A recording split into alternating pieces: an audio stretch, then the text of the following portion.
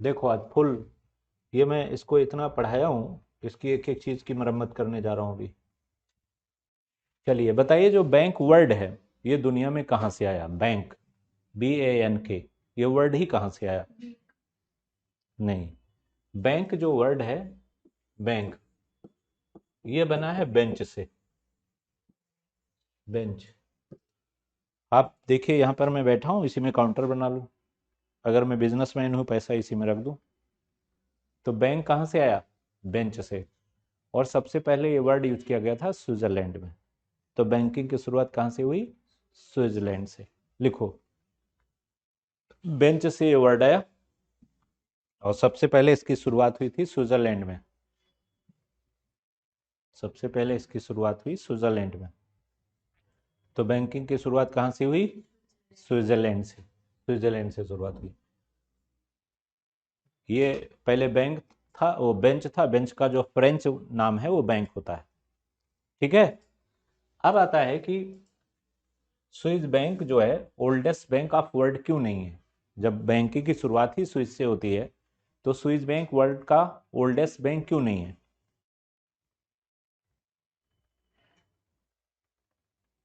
बोलो, Swiss bank world का oldest bank क्यों नहीं, जब बैंकिंग की शुरुआत वहीं से हो रही है? तो शुरुआत वहीं से हुई, फिर भी स्विस बैंक वर्ल्ड का ओल्डेस्ट बैंक क्यों नहीं? नहीं बता पाओगे अब? मैं बताऊं? क्योंकि स्विस बैंक आज भी इंटरनेशनल बैंकिंग रूल को फॉलो अप नहीं करता है। जब करप्शन ऑफ मनी की बात होती है, कि जो दुनिया का बेकार पैसा है, मतलब करप्शन वाला पैसा है, वो कहाँ जाके जमा होता है? हाँ, वो जाके स्विस बैंक में जमा किया जाता है। तो जब पैसा सारा स्विस बैंक में जमा किया जाता है, तो वहाँ पर क्यों लोग जमा करते हैं? तुम्हारे देश में अगर आपके पास 10 लाख से एबव है, तो क्या देना पड़ता है? 20%। 20 लाख से एबव है तो 30% टैक्स लगेगा। उस 30% टैक्स को बचाने के लिए लोग वहाँ पैसा ले जाते हैं, और वहाँ भी 1-2% टैक्स वहाँ भी वो लेता है, लेकिन 28 तो बच गया। तो ज़्यादातर करप्शन का पैसा स्विस बैंक में इसीलिए जाता है, क्योंकि Swiss bank is not part of international economy. Swiss bank जो है इंटरनेशनल इकोनॉमी का पार्ट नहीं है।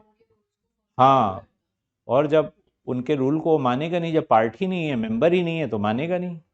इसीलिए आपकी 3 मीटिंगें हुई। बैसल फर्स्ट, बैसल is the city of Switzerland. बैसल एक शहर है जो स्विट्जरलैंड में है, जहाँ पूरे वर्ल्ड के बैंकों के हेडों की मीटिंग होती है। जैसे RBI का हेड गया आपके यहाँ से, पाकिस्तान में पाकिस्तान बैंक का हेड गया, ऐसे दुनिया के हर बैंक के हेड वहाँ जाते हैं, मीटिंग करते हैं, बैसल में बैठते हैं, और बैसल में बैठकर मीटिंग करते हैं। क्लियर हुआ? बैसल में बैठ के क्या करते हैं? मीटिंग करते हैं। और मीटिंग का जो रिजल्ट है, वो रिजल्ट ये है कि सारे बैंक बैंकिंग रूल रेगुलेशन को मान लेते हैं, लेकिन स्विस बैंक का हेड कहता है कि मैं नहीं मानूंगा, क्योंकि मेरी तो इकोनॉमी इसी पे डिपेंड करती है। जिस दिन हम इन सारे बैंकिंग रूल्स को मानेंगे, हमारे पास पैसा जमा करने नहीं कोई आएगा। समझ आया? क्लियर? तो इसीलिए Swiss bank oldest bank of world नहीं है। ठीक है। तो फिर क्या है oldest bank of world? Oldest bank world है Bank of England. Bank of England, not Swiss bank. Bank of England जो है ओल्डेस्ट बैंक है, स्विस बैंक नहीं। आया कोई आज की नहीं अभी? ठीक है। बैंक ऑफ इंग्लैंड जो है ये नहीं है। ठीक है। Oldest bank bank of England है। अब बैंक ऑफ इंग्लैंड तो हो गया वर्ल्ड का ओल्डेस्ट। इंडिया का ओल्डेस्ट बैंक कौन सा हुआ? इंडिया का है? नहीं, इंडिया का ओल्डेस्ट बैंक PNB है, कई बार परीक्षा में आ चुका है। 1894 PNB। आज इसका फुल ऑपरेशन हम करेंगे। ठीक है। इको में बहुत जानता हूँ, टीचर भले ही पोल साइंस का हूँ मैं, इको जानते बहुत हैं। 150 असिस्टेंट प्रोफेसर अब तक हमसे पढ़कर हो चुके हैं इको। ठीक है, हो गया। तो PNB ही है, लेकिन PNB से पहले खुला था 1770 में बैंक ऑफ हिंदुस्तान। तो बैंक ऑफ हिंदुस्तान क्यों नहीं है इंडिया का सबसे oldest bank? Bank of Hindustan तो इससे पहले खुल गया था। बट अब bank of Hindustan is not oldest bank of India, why reason? Bank of Hindustan क्यों नहीं है? बैंक ऑफ हिंदुस्तान तो इससे पहले खुला। बैंक ऑफ हिंदुस्तान हिंदुस्तान में जरूर था, बट किसी इंडियन का अकाउंट इसमें नहीं था। अंग्रेजों ने इसे खोला अपने लिए, केवल उन्हीं के अकाउंट होते थे, और जब अंग्रेज गए तो बैंक भी बंद कर गए। तो bank of Hindustan is not oldest bank of India. अब लिखो ना ये सब बातें, ये सब अपने शब्दों में लिखते जाओ। बैंक ऑफ हिंदुस्तान इसीलिए नहीं है ओल्डेस्ट बैंक ऑफ इंडिया कि उसमें किसी इंडियन के अकाउंट नहीं थे। बैंक ऑफ हिंदुस्तान में, बैंक ऑफ हिंदुस्तान में किसी इंडियन के अकाउंट नहीं थे। हिंदुस्तान में किसी इंडियन का अकाउंट नहीं था, ठीक है। So bank of Hindustan is not oldest bank of India, ठीक है। आगे फिर देखो, अब आता है इंडिया का पीएनबी ही ओल्डेस्ट बैंक है, लेकिन इससे पहले खुला था 1864 में bank of Allahabad. Bank of Allahabad, Allahabad क्यों नहीं ओल्डेस्ट बैंक ऑफ इंडिया? इससे पहले खुल गया था बैंक ऑफ इलाहाबाद, जो पीएनबी से पहले था। तो बैंक ऑफ इलाहाबाद क्यों ओल्डेस्ट बैंक ऑफ इंडिया नहीं है? पीएनबी से पहले खुलने पर भी oldest bank of India bank of Allahabad क्यों नहीं? Y reason? कनिष्का बताओ, ध्यान तो इधर, आज तुम कंसंट्रेट नहीं हो पा रही हो। बोलो क्यों नहीं बैंक ऑफ इलाहाबाद? क्योंकि Bank of Allahabad is a regional bank. Regional bank एक रीजनल बैंक है। तो जब रीजनल बैंक होगा तो एक एरिया विशेष तक ही होगा। रीजनल बैंक होगा तो एक एरिया विशेष तक ही होगा। तो यह एक रीजनल बैंक था, इसलिए नहीं हो सकता। यह एक रीजनल बैंक था, इसलिए यह भी नहीं रीजनल था। क्लियर? तो यह भी नहीं हुआ। अब क्या हो? अब आता है हमारा नेक्स्ट, इलाहाबाद भी नहीं। अब है 1881। 1881 Awadh commercial bank. Awadh commercial bank, Awadh commercial bank क्यों नहीं हुआ ओल्डेस्ट बैंक ऑफ इंडिया? ये भी पीएनबी से पहले खुला था, क्यों नहीं? ये भी Awadh commercial bank is not oldest bank of India, ये भी पीएनबी से पहले खुला था। फिर ये भी क्यों नहीं?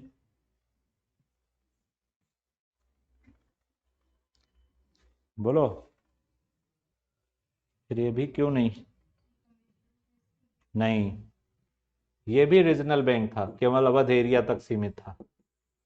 Regional bank only for Awadh area. ये भी एक रीजनल बैंक था और ओनली फॉर कहाँ तक सीमित था? अवध एरिया तक। एक regional bank only for Awadh area. तो अवध एरिया तक होने के नाते ये भी नहीं था, यह भी नहीं हो सकता है। तो फिर क्या हो सकता है वो देखो आगे। अवध एरिया तक सीमित था, इसलिए ये भी नहीं हो सकता।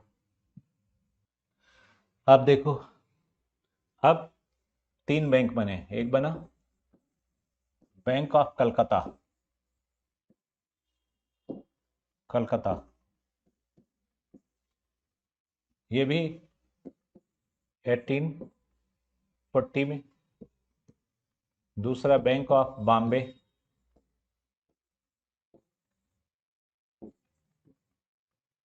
बैंक ऑफ बॉम्बे, ये भी इसी टाइम में। और बैंक ऑफ मद्रास, ये भी खुल गए थे। ये 43 में और ये शायद 46 में है। ये सारे बैंक खुले 40-47, लेकिन ये तीनों बैंक भी उससे पहले ही खुले थे,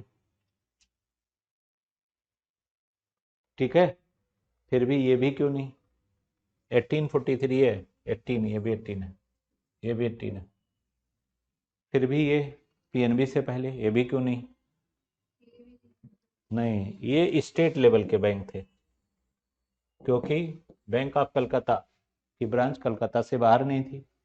बैंक ऑफ बॉम्बे की महाराष्ट्र से बाहर नहीं थी, महाराष्ट्र से बाहर नहीं थी। तो तीनों बैंक क्या थे? स्टेट स्टेट बैंक थे। और बैंक ऑफ मद्रास की तमिलनाडु से बाहर कोई ब्रांच नहीं थी, तमिलनाडु से बाहर कोई ब्रांच नहीं थी। तो ये तीनों क्या थे? स्टेट लेवल के ही बैंक थे, स्टेट लेवल के बैंक। हो गया ना ये तीनों का? अब आगे देखो, तीनों स्टेट लेवल के बैंक थे।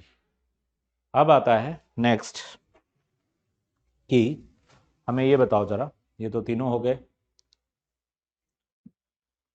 अब आता है कि 1921 में 1921 में इन तीनों को मर्ज करके इंपीरियल बैंक ऑफ इंडिया बनाया गया था।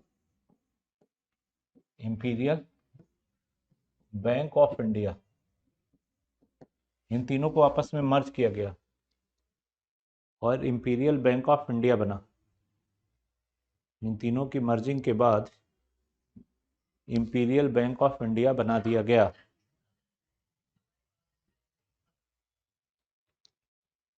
मर्जिंग के बाद इंपीरियल बैंक ऑफ इंडिया बना। इंपीरियल बैंक ऑफ इंडिया बन गया, तीनों को मर्ज किया गया 1921 में। जब इंपीरियल बैंक ऑफ इंडिया बना था तो भारत में कोई केंद्रीय बैंक नहीं था और हर देश में एक सेंट्रल बैंक होना जरूरी है। तो फिर क्या हुआ? उस समय तो भारत में कोई केंद्रीय बैंक था ही नहीं, हर देश में एक सेंट्रल बैंक होना जरूरी है। तो 1925 में हिल्टन हिल्टन यंग कमीशन बना। हिल्टन यंग कमीशन कब बना? 1925 में। 1925 में हिल्टन यंग कमीशन बना कि इसको हम केंद्रीय बैंक बनाएं या ना बनाएं, ये आयोग बनाया गया। तो इसने अपनी रिपोर्ट 1926 में दी और कहा नो, कहा मत बनाओ इंपीरियल को। क्यों? इंफ्रास्ट्रक्चर बहुत बेकार था इसका। उसने एलिगेशंस ये लगाए कि infrastructure is very bad, infrastructure बहुत बेकार है, इसलिए यह केंद्रीय बैंक नहीं हो सकता। इंफ्रास्ट्रक्चर बहुत बेकार है इसलिए केंद्रीय बैंक नहीं हो सकता। ठीक है, नो कह दिया, नो नहीं हो सकता। अब क्या हो? तो बना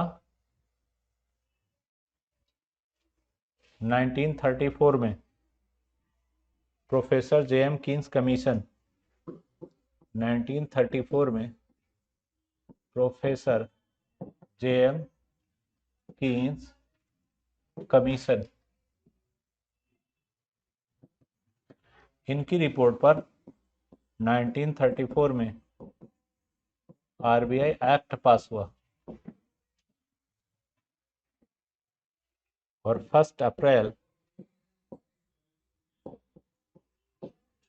1935 में आरबीआई इस्टेब्लिश हुआ। आरबीआई इस्टेब्लिश हुआ 1 अप्रैल। Professor J M Keynes, professor J M Keynes commission बना और 1934 में आरबीआई एक्ट पास किया गया।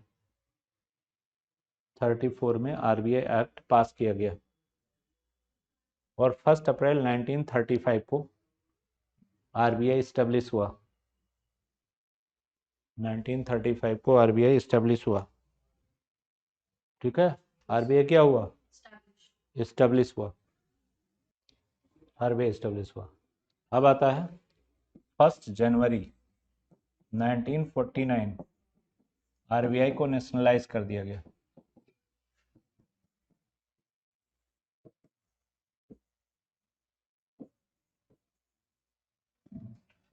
इस डेट को आरबीआई नेशनलाइज हो गया 1949 को आरबीआई नेशनलाइज। ठीक है, आरबीआई क्या हुआ? नेशनलाइज हो गया। फिर आता है 1 जुलाई 1955, इंपीरियल बैंक ऑफ इंडिया का नाम चेंज करते हैं। Imperial bank of India name change, imperial bank of India का नाम चेंज किया जाता है 1 जुलाई। हाँ, चेंज करके इसका नाम एसबीआई किया जाता है। इंपीरियल बैंक ही एसबीआई बना था बाद में, इसका नाम चेंज करके एसबीआई कर दिया जाता है। नाम चेंज करके क्या किया जाता है, एसबीआई। 55 को इंपीरियल बैंक ऑफ इंडिया का नाम चेंज करके इसको एसबीआई किया जाता है। ठीक है। और फिर क्या होता है, फिर नेशनलाइज कर दिया जाता है इसको, एसबीआई को भी। फिर इसे नेशनलाइज किया जाता है, पहले नाम चेंज किया जाता है, इसके बाद क्या होता है, नेशनलाइज कर दिया जाता है। इसके बाद नेशनलाइज कर दिया, क्लियर। इसके बाद देखो नेशनलाइज कर दिया गया। अब आता है ये सब होने के बाद में आगे क्या हुआ, नेशनलाइज किया गया। फिर 19 जुलाई आया, 19 जुलाई 1969, 50 करोड़ वाले जितने बैंक थे उनमें 14 बैंक आते थे, इनको नेशनलाइज कर दिया इंदिरा जी की सरकार ने, इनको नेशनलाइज कर दिया। 19 जुलाई 1969 को 50 करोड़ वाले 14 बैंकों को, करोड़ के जितने थे 14 बैंक, इनको नेशनलाइज कर दिया गया। ठीक है, इनको क्या किया गया, नेशनलाइज कर दिया गया। अब फिर क्या हुआ, 15 अप्रैल 1980 आया, 200 करोड़ कैपिटल वाले 6 बैंक नेशनलाइज हुए। तो इस तरह नेशनलाइज बैंकों की संख्या कितनी हो गई, 20 बैंक। पहले 14 हुए फिर 6, तो नेशनलाइज बैंकों की संख्या हो गई 20। नेशनलाइज बैंक हो गए 20, नेशनलाइज बैंक कितने हो गए 20, तो 20 हमारे नेशनलाइज बैंक हो गए। इसके बाद क्या हुआ वो देखो, फिर न्यू बैंक ऑफ इंडिया को 1993 में, New Bank of India, New Bank of India merge हो गया, किस में हुआ, पीएनबी में।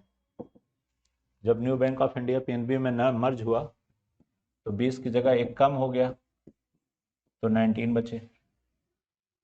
नेशनलाइज बैंक कितने हो गए, 19, और इधर और मर्जिंग हो गई तो अब 10-12 बचे हैं। टाइप्स ऑफ बैंक,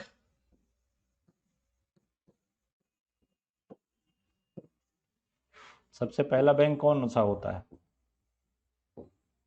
बोलो, सेंट्रल बैंक। सेंट्रल बैंक नाम का भी एक बैंक है, this bank is not central bank, उसका केवल नाम है, सेंट्रल बैंक केवल आरबीआई होगा। ठीक है, तो सेंट्रल बैंक कौन है, आरबीआई। फिर नंबर 2 पे आता है commercial bank, commercial bank. Commercial bank 2 types के होते हैं, शेड्यूल कमर्शियल,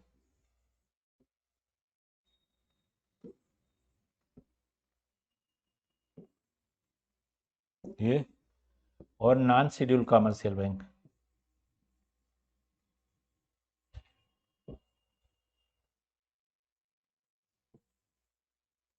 ये schedule commercial bank and non schedule commercial bank. Schedule commercial bank कौन होते हैं, देखो ऐसे बैंक शेड्यूल कमर्शियल हैं जो आरबीआई गाइडलाइंस को मानते हैं और सीआरआर एसएलआर रखना कंपलसरी होता है। लिखो, शेड्यूल कमर्शियल बैंक वह बैंक होते हैं जो आरबीआई गाइड, हाँ, जो आरबीआई रूल्स को मानते हैं या आरबीआई गाइडलाइंस को फॉलो अप करते हैं। जो आरबीआई गाइडलाइंस को मानते हैं या फॉलो करते हैं वो शेड्यूल कमर्शियल बैंक होते हैं। आरबीआई गाइडलाइंस को फॉलो करने वाले बैंक क्या होते हैं? शेड्यूल कमर्शियल बैंक होते हैं। और नॉन शेड्यूल वो होते हैं जैसे मनी लेंडर, चिट फंड्स, जो आरबीआई गाइडलाइंस को फॉलो नहीं करते, वो नॉन शेड्यूल होते हैं। आरबीआई गाइडलाइंस को जो फॉलो नहीं करते वो नॉन शेड्यूल होते हैं। कमर्शियल के बैंक तीसरा है डेवलपमेंट बैंक।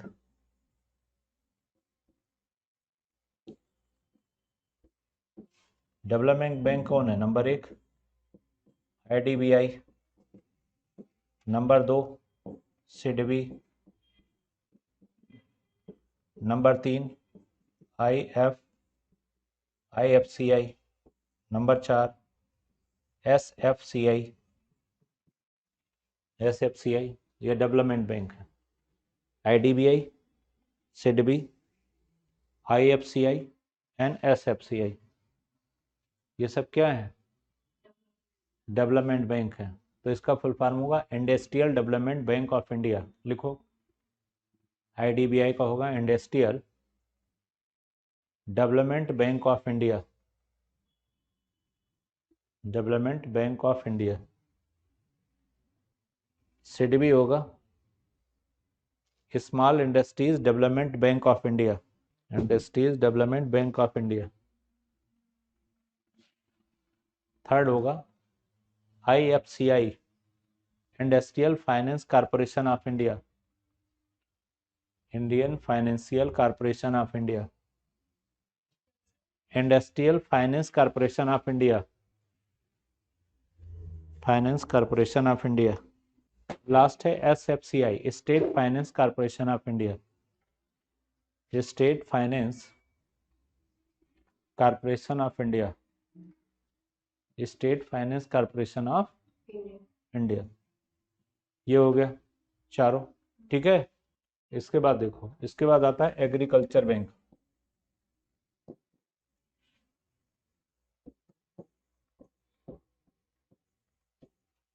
एग्रीकल्चर बैंक कौन कौन से होते हैं?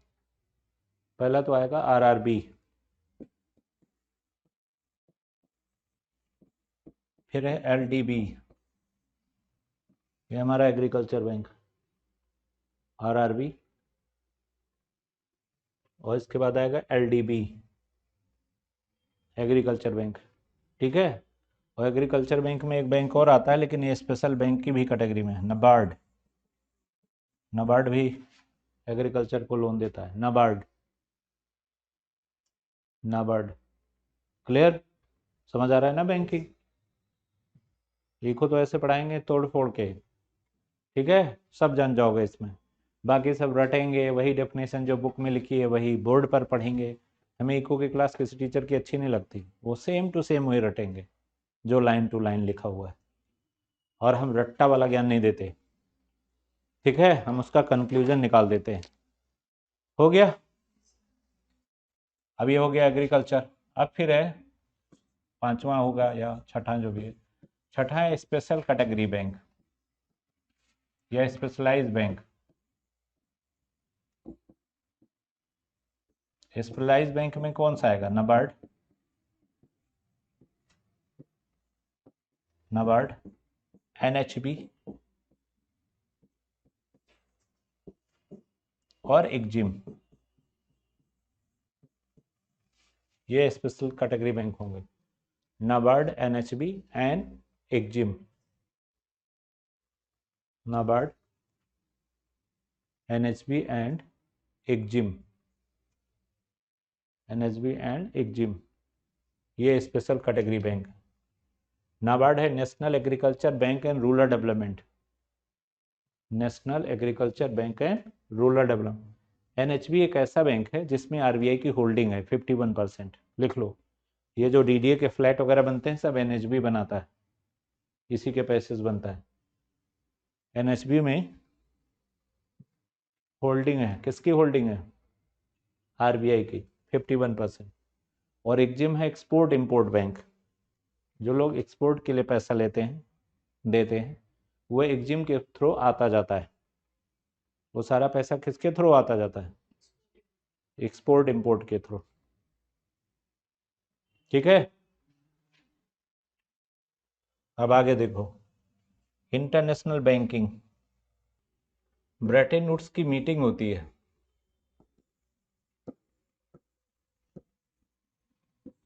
ब्रेटन वुड्स की मीटिंग होती है, ठीक है, ब्रेटन वुड्स मीटिंग।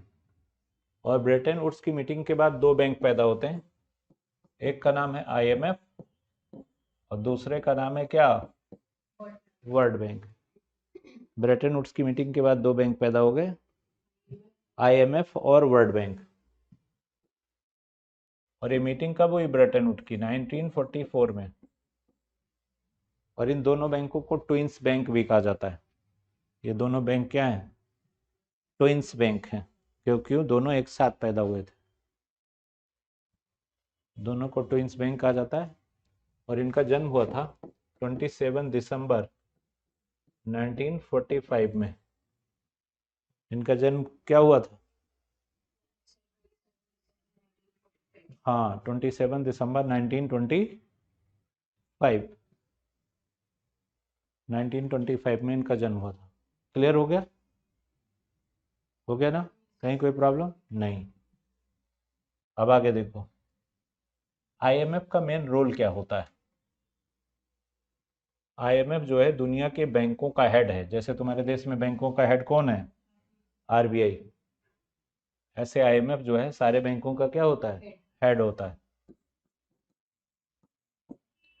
आईएमएफ दो प्रॉब्लम को सॉल्व करता है, एक होता है बीओपी, बैलेंस ऑफ पेमेंट, एक होता है बीओटी। दो चीजें यूज होती है आईएमएफ के लिए, ठीक है। आईएमएफ कहाँ पर है, वाशिंगटन डीसी में। नंबर ऑफ मेंबर कितने हैं, 193 हो गए, 189 थे, 193 हैं आईएमएफ के मेंबर।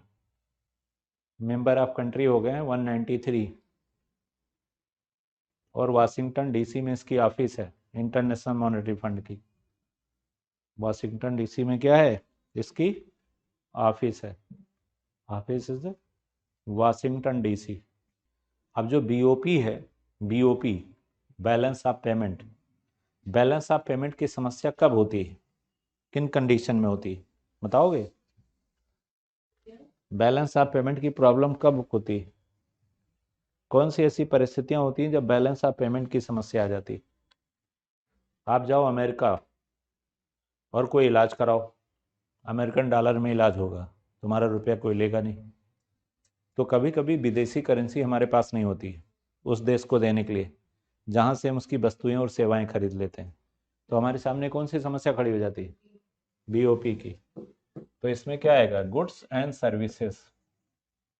तो सर्विसेज तो हम नहीं ले सकते, गुड्स के बदले गुड्स ले सकते हैं, तो ये बीओपी की प्रॉब्लम हो जाती है, बैलेंस ऑफ पेमेंट की, ठीक है, ये इम्बैलेंस हो जाता है।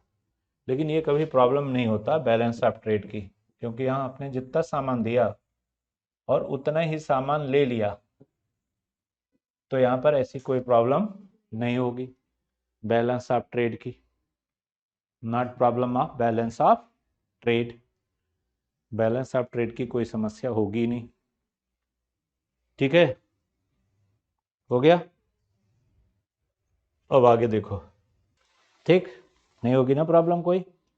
अब आगे देखो, अब आता है इसके बाद क्या होगा, balance of trade and balance of payment के बाद, balance of trade and balance of payment के बाद एक बात आती है कि डब्ल्यू जो है इसके कितने एसोसिएट हैं, वर्ल्ड बैंक के, बोलो कितने एसोसिएट हैं। पहले एसोसिएट का नाम है आईबीआरडी, ये फर्स्ट है। दूसरे का नाम है आईडीए। तीसरे एसोसिएट का क्या नाम है, आईएफसी। चौथा एसोसिएट क्या है इसका, चौथा एसोसिएट, चौथा एसोसिएट है इसका आईसीएसआईडी। और पांचवा एसोसिएट है इसका मीगा, पांचवा एसोसिएट है मीगा। ये हमारे पांच एसोसिएट हैं, पांचवा है मीगा। अब आईबीआरडी क्या है, इंटरनेशनल बैंक रिकंस्ट्रक्शन डेवलपमेंट, लिखो, आईबीआरडी का फुल फॉर्म होता है international bank reconstruction development. International bank reconstruction development, bank reconstruction development, international bank reconstruction development, यही हमारा वर्ल्ड बैंक कहा जाता है क्योंकि सबसे पहले यही खुला था। और लिखो ये इंफ्रास्ट्रक्चर लोन देता है, ये इंफ्रास्ट्रक्चर लोन प्रोवाइड कराता है। 6% रेट ऑफ इंटरेस्ट चार्ज होता है, इंफ्रास्ट्रक्चर लोन देता है, 6% रेट ऑफ इंटरेस्ट चार्ज किया जाता है इसमें, 6% रेट ऑफ इंटरेस्ट चार्ज होता है। इंफ्रा में क्या आता है? वाटर, इसमें लिखो इंफ्रास्ट्रक्चर में लो water, water education and electricity, water education and electricity, education and electricity. दूसरा होता है IDA, International Development Association, International Development Association, ये लॉन्ग टाइम लोन प्रोवाइड कराता है without rate of interest, provided the long time loan without rate of interest, बिना rate of interest के IDA provide कराता है, बिना रेट ऑफ इंटरेस्ट के long time loan provide कराता है। और ये कोई चार्ज नहीं लेता, लोन प्रोवाइड करेगा और कोई चार्ज नहीं लेता है आईडीए। अब यहाँ पे देखो, आईडीए जब कोई चार्ज नहीं लेता, लॉन्ग टाइम लोन प्रोवाइड कराता है, तो आईडीए के पास ज़्यादा लोग दौड़ कर क्यों जाते हैं? बोलो। आईडीए के पास लोग इसलिए दौड़ कर जाते हैं क्योंकि ब्याज के बिना लोन देता है, लंबे समय देता है, 30 से लेकर 50 सालों तक, और 10% ही लोन होता है, 90% सब्सिडी, यानी जो दिया पैसा वापस भी नहीं करना है उसको। तो सबसे अधिक लोन लेने इस बैंक से कौन जाता होगा? दुनिया का कौन सा देश? बोलो, सबसे अधिक लोन लेने इस बैंक से दुनिया का कौन सा देश जाता होगा जो वापस करने नहीं है? इंडिया, इंडिया सबसे अधिक फाइल यहीं से जाती है, फ्री का माल है। ठीक है, तो आईडीए के अंदर एक आईडीए बनाना पड़ा, उसका नाम रखा गया इंडियन डेवलपमेंट एसोसिएशन। लिख लो, आईडीए के अंदर एक आईडीए बना और उसका नाम रखा गया इंडियन डेवलपमेंट एसोसिएशन। आईडीए के अंदर एक आईडीए, और नाम क्या रखा गया उसका? एसोसिएशन। आईडीए के अंदर आईडीए और नाम रखा गया इंडियन डेवलपमेंट एसोसिएशन, ये होगा। फिर आता है IFC, international finance corporation, IFC, international finance corporation, IFC international finance corporation, international finance corporation, IFC क्या है? International finance corporation. ये क्या करता है? विजय माल्या भाग गए, मेहुल चौकसी, इन सबको लोन ये दे सकता था, लेकिन तब कब? जब इस देश का आरबीआई गारंटी ले या भारत सरकार। तो आईएफसी का रोल है उस देश का, जिस भी देश को लोन लेना है, वहाँ की जो रिजर्व बैंक हो वो गारंटी ले, वहाँ की गवर्नमेंट। तो ये किसी भी प्राइवेट को भी लोन देता है और इसका रेट ऑफ इंटरेस्ट 7% होता है। लिखो, any private sector provided the loan, any private sector provided the loan, rate of interest 7%, rate of interest 7%, 7% rate interest के द्वारा किसी को भी लोन प्रोवाइड करता है, किसी को भी लोन प्रोवाइड कर देता है। ठीक है, आईसीएसडी क्या करता है? International international centre for settlement, international centre for settlement investment dispute, settlement investment dispute, investment dispute, centre for settlement investment dispute. ठीक है, तो ये क्या करता है? International centre for settlement investment, हाँ, जितने भी मनी डिस्प्यूट होते हैं सबको सेटल करना इसका काम होता है, मनी डिस्प्यूट को सेटल करना इसका काम होता है आईसीएसआईडी का। और मीगा का क्या होता है? मीगा है Multi Investment Guarantee Agency, MIGA is the Multi Investment Guarantee Agency. MIGA के थ्रू जितने इन्वेस्टमेंट होते हैं उसमें 90% जितने इन्वेस्टमेंट होते हैं उसमें 90% मीगा मनी सिक्योरिटी की गारंटी देता है। ऑल इन्वेस्टमेंट में मीगा क्या देता है? मनी सिक्योरिटी की गारंटी। मनी सिक्योरिटी की गारंटी मीगा देता है। क्लियर? मीगा देता है मनी सिक्योरिटी की गारंटी। तो जब तक आप किसी काम में इतने बिजी हो जाओगे कि आपको डेवलपमेंट के लिए सोचने के लिए समय नहीं होगा, तो डेवलप कैसे करोगे? नॉर्वे में लोग 3 घंटे काम करते हैं, बाकी समय लाइब्रेरी और किताबों में बिताते हैं। दुनिया का सबसे हेल्दी वेल्दी कंट्री कौन सा है? नॉर्वे। तो ग्रोथ कहाँ है? किताब में है। जब पढ़ने से ही सब कुछ होना है तो हम पढ़ें। ऑल लाइफ वो लोग स्टूडेंट बने रहते हैं हमारे यहाँ। अरे पढ़ तो लिए, अब क्या करना है? पढ़ तो लिए, शादी ब्याह हो ही गया, बस 2 ही उद्देश्य, पढ़ लें, शादी ब्याह हो जाए, बच्चे पैदा हो जाएं, बस हो गया जिंदगी खत्म। गांधी यदि ऐसा सोचते कि बच्चे पैदा हो जाएं और जीवन खत्म, भले उनके कोई नहीं है, देश आजाद होता। सुभाष चंद्र बोस अगर ये सोचते कि इंडिविजुअल ही सबको जीना है, जो सबके लिए काम करता है, भगवान उसके लिए स्वयं ही करते हैं। तुम्हारा टारगेट बड़ा होगा, सबके लिए सोचोगे, तो तुम्हारा तो उसी के अंदर है, अपने हित तो उसी के अंदर है। सबके लिए सोचने लगो, अपने आप तुम्हारा होता रहेगा काम। एडसन सोचता खाली हमारे घर की लाइट जलेगी तो आज तुम उजाले में बैठे होते नहीं। तो इंडिविजुअलिटी से ऊपर निकलो। जो जिला के सोचता है वो डीएम, जो स्टेट का सोचे वो सीएम, जो पूरे देश का सोचता है वो भारत का पीएम, जो दुनिया के सोचे अमेरिका का राष्ट्रपति, जो अपने घर की सोचे कुछ हो भी सकता है और नहीं भी। वारेन बफेट क्या कहता है? बड़ा और छोटा कोई नहीं होता, जिसका ब्रेन बड़ा होता है वही बड़ा होता है, नहीं तो खली इस देश का सबसे बड़ा हो जाता। दिमाग जिसका बड़ा है वही बड़ा है। 21-22 साल का जिले में डीएम आ जाता है, जबकि बूढ़े बूढ़े लोग वहां क्लर्क की सेवा दे रहे होते हैं। क्यों? दोनों में अंतर है, दिमाग का ही तो अंतर है। तो ब्रेन ही सबसे बड़ा पावर है और वही सबको बड़ा और छोटा बना देता है।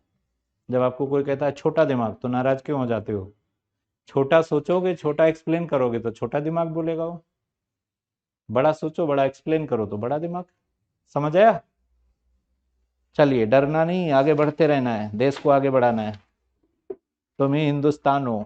अब इसमें हम पढ़ेंगे क्या क्या कंसेप्ट पढ़ते हैं बैंकिंग। चलो पहले ये लिखो, मनी।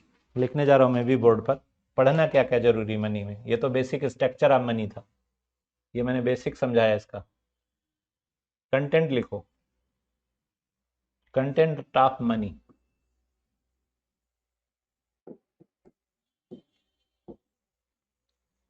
मैं तो इंग्लिश में नॉवेल भी कई लिखने वाला हूँ, नॉवेल भी कई लाऊंगा मैं। लिटरेचर में भी बहुत इंटरेस्ट है मेरा, और वो रियल स्टोरी होगी। होगी तो नॉवेल, नॉवेल इमेजिन स्टोरी होती है, लेकिन वो रहेगी रियल स्टोरी, जिसको प्रोज बोलते हैं। Content of money. अब रियल स्टोरी इसकी भी हो सकती, किसी की भी हो सकती, जो भी मेरे माइंड में सेट हो जाए उसी की लिख दो। जवाहरलाल नेहरू से लोग क्यों डरते थे? इलाहाबाद यूनिवर्सिटी में गए वहाँ से, निराला से, तो वहाँ राजेंद्र प्रसाद, जवाहरलाल नेहरू दोनों मीटिंग में आए हुए थे।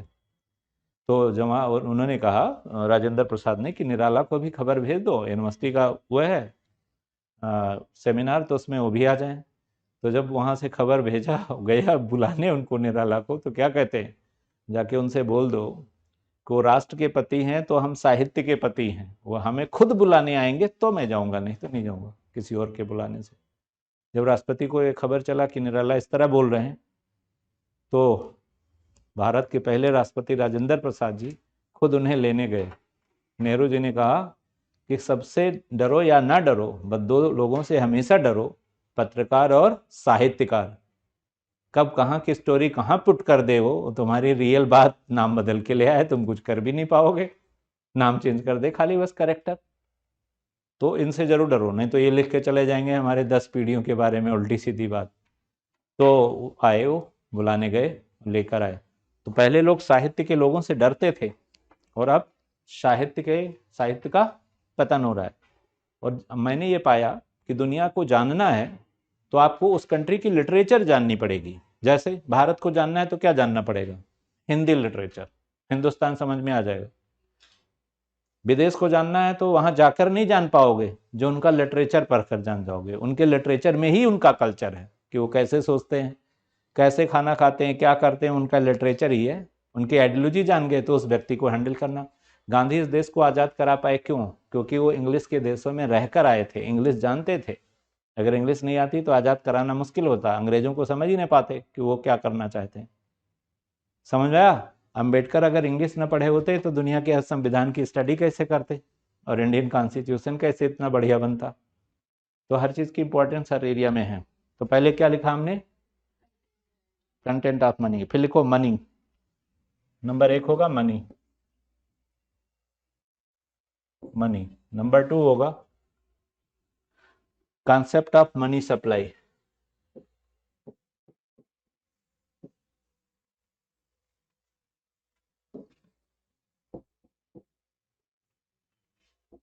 तीसरा होगा बैंकिंग इन इंडिया, नहीं, measurement of money supply, measurement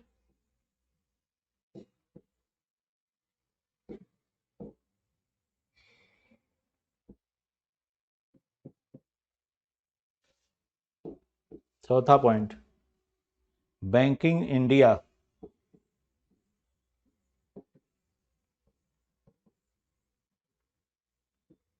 note हो गया? 4 पॉइंट ये हो गया ना?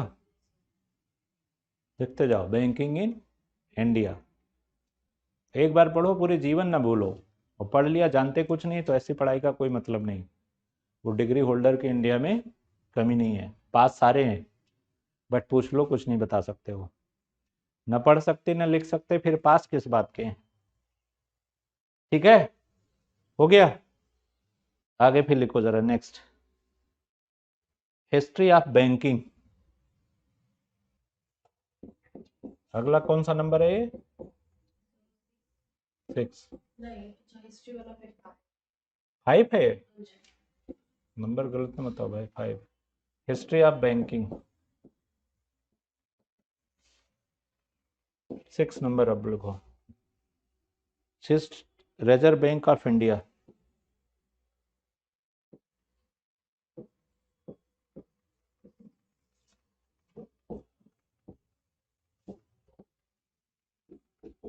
Seventh number monetary policy in India.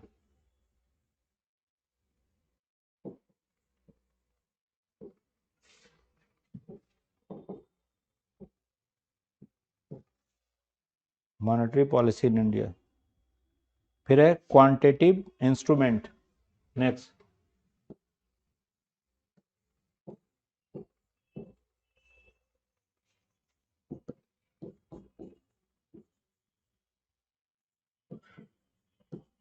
Quantitative instrument 8 हो गया? हम बोल दे रहे हैं, लिख लो कितना लिखूं मैं। लिखो quantitative instrument of credit control, quantitative instrument of credit control. फिर है qualitative instrument of credit control, instrument of credit control. Next covid, covid specific major monetary policy, major 19 major monetary policy, major monetary policy. Monetary policy committee. Next monetary policy committee, monetary policy committee. Next major act administrated by the RBI, major act administrator by the RBI, by the RBI. Next other relevant act in relation, other relevant act in relation, relevant act in relation to the RBI, relation to the RBI।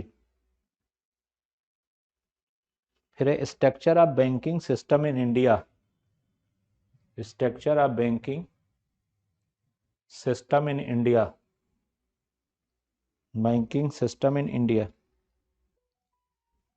फिर आएगा commercial bank, next आ जाएगा commercial bank. फिर आएगा state bank of India, state bank of India.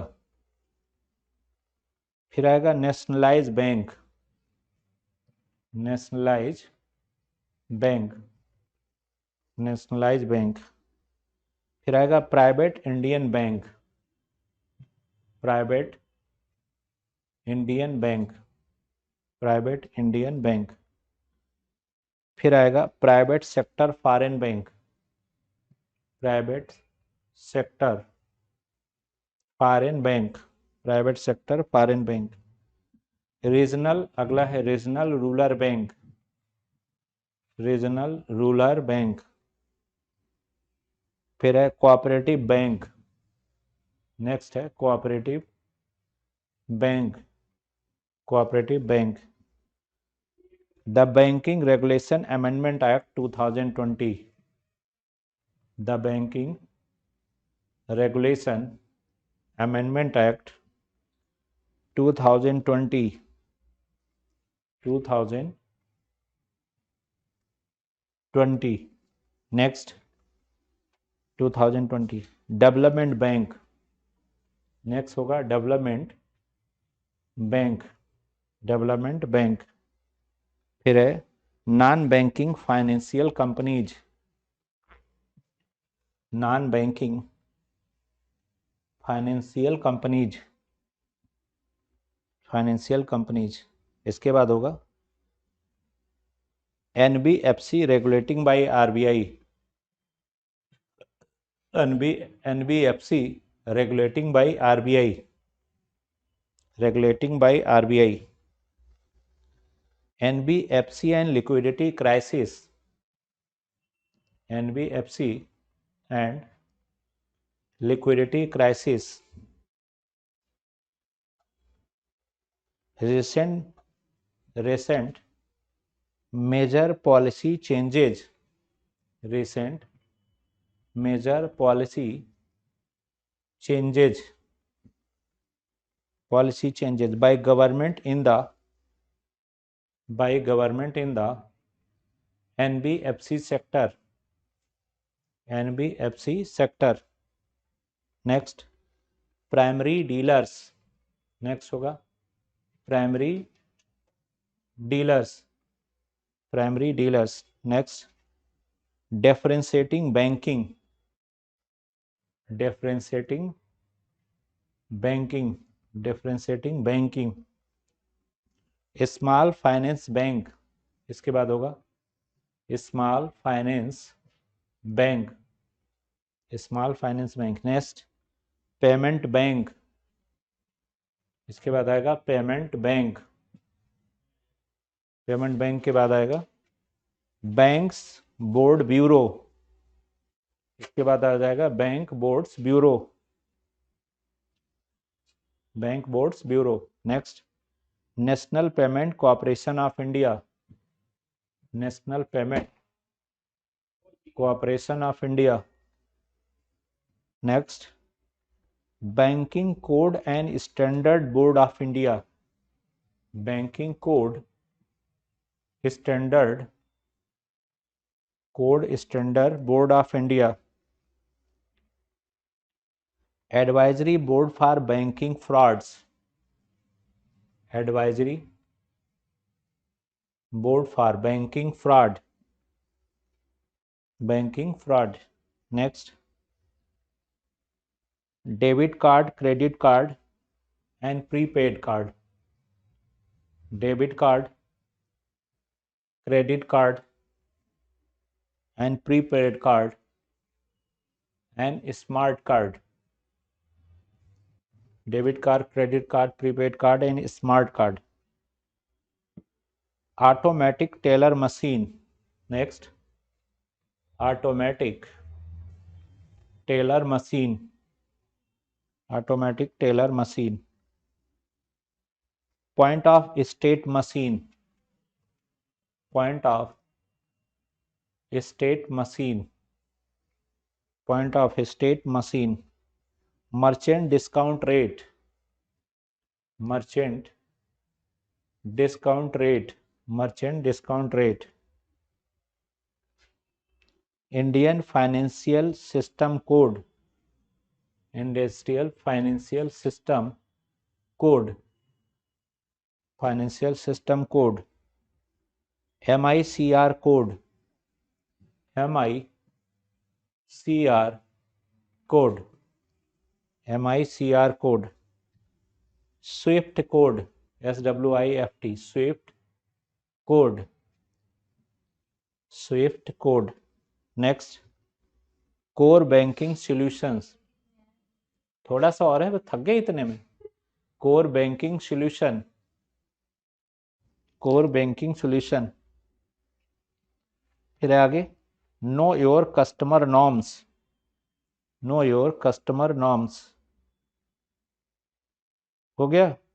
0 rupee note, 0 rupee note, 5 question कैसे करेगी वहां पे 3 घंटे में? कहाँ से एनर्जी लाएगी उसके लिए?